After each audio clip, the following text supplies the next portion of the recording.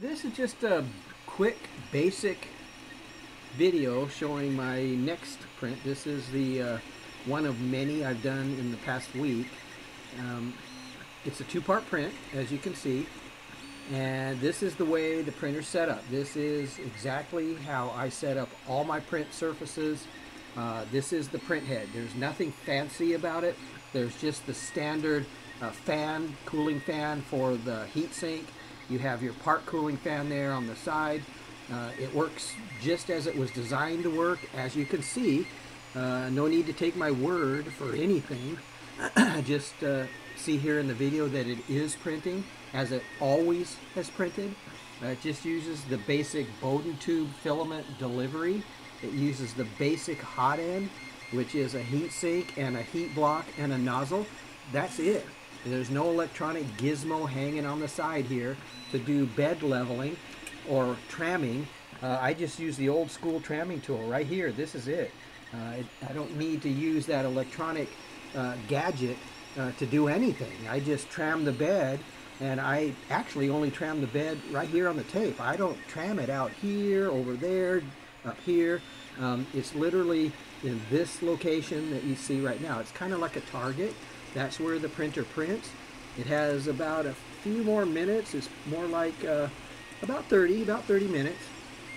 It is a, let's see here, estimated time.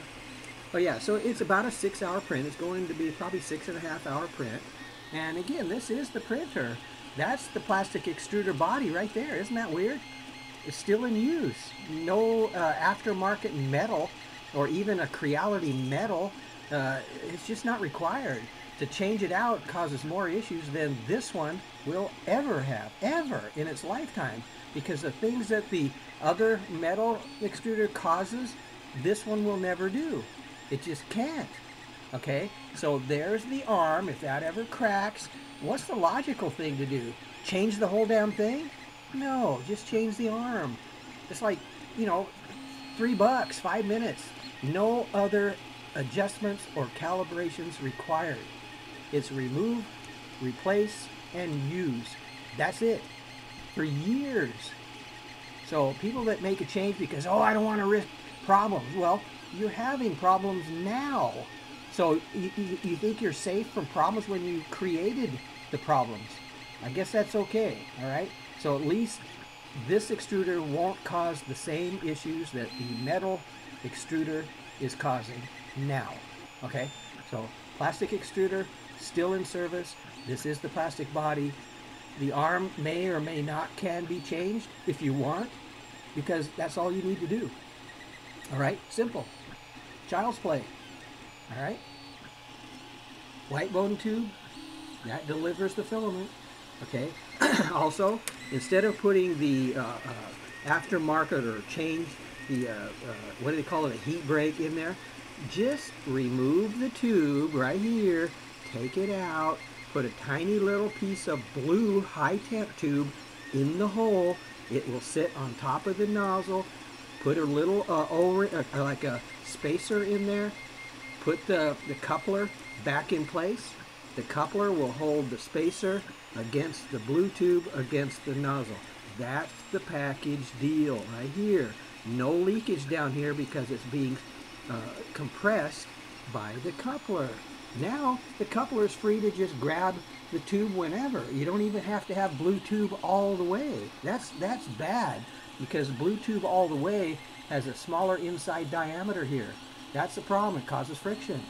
So keep the white tube, put a small piece of blue tube in the heat sink from here to the nozzle, add the little spacer with a hole in it, and you're done.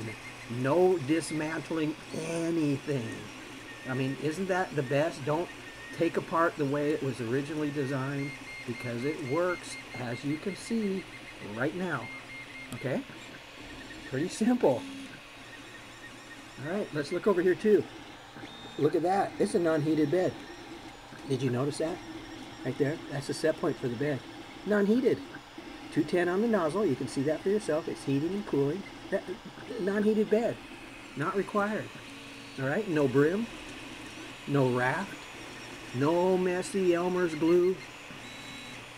this works. It's working now. All right. Again, 1, 2, 3, ABC. Printing 101. I'm showing it right here. Just compare with this with the printer you're having problems with. I've never come to a help site with problems because there just isn't any. Even if you did, it's a simple fix because there's nothing to this printer. There's an extruder, plastic, Bowden right here, hot end, heat sink, nozzle, bed. That's it. Nothing in between. No direct drive required.